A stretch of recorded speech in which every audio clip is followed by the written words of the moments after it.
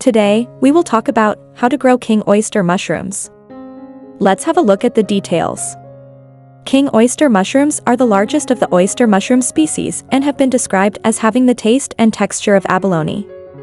One of the best parts about oyster mushrooms is that they're easy for you to grow at home.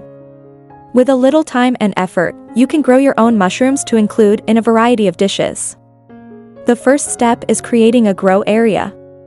Cut cardboard into 4 by 4 inches squares and put them in a bucket. Aim to have about 10 pieces of cardboard in the end, but it's okay if you have more or less. Cardboard egg cartons would also work well for growing the mushrooms. Boil water and pour it over the cardboard until it is completely saturated. This helps kill any organisms that may contaminate your mushrooms later on. Cover the bucket and let it cool for 8 hours. Put a lid on top of the bucket and let it soak overnight.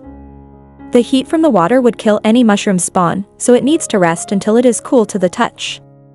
Squeeze the cardboard to drain any excess water. Place 10 mushroom spawn on 1 piece of cardboard. Sprinkle the spawn evenly near the edges of the cardboard square.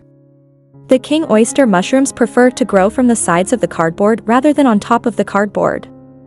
Stack the squares on top of one another, placing spawn on each layer. Continue building layers of the cardboard and spawn until you're out of cardboard. Don't place any of the spawn on top of the last piece of cardboard since it will not be covered and may not grow as effectively. The second step is fruiting the mushrooms. Place the cardboard squares and spawn into a garbage bag and close it. Closing the bag builds up the concentration of carbon dioxide inside and stimulates the mushroom spawn to grow faster. Keep the bag in an area between 50 to 65 degrees Fahrenheit. Keep the bag in a warm, dark place, like a cabinet, to help the spawn colonize more quickly.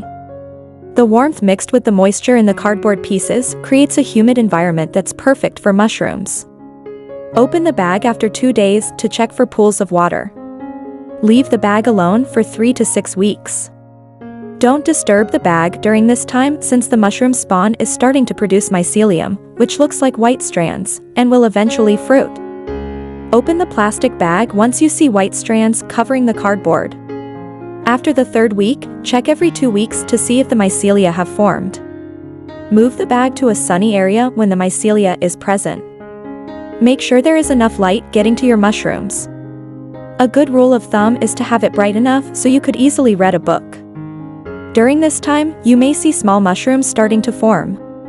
Spray the inner walls of the bag with water twice daily. Maintain a humid environment for the mushrooms by using a spray bottle with tap water. Wet the walls of the bag to keep the mushrooms moist. And the 3rd step is harvesting the mushrooms. Collect the mushrooms before they develop a wavy edge. The mushrooms should only take 1 to 2 weeks to fully grow, but they will develop a wavy edge around their cap when they are starting to go past their prime. Twist the mushrooms off of their base. Avoid pulling the mushroom straight off since this could damage the mycelia underneath. A gentle twist and pull should be all it takes to remove the mushrooms. Spray the bag with water twice a day to get more flushes of mushrooms. After 10 to 15 days, you may see another growth of mushrooms if you keep the bag moist and in a light place.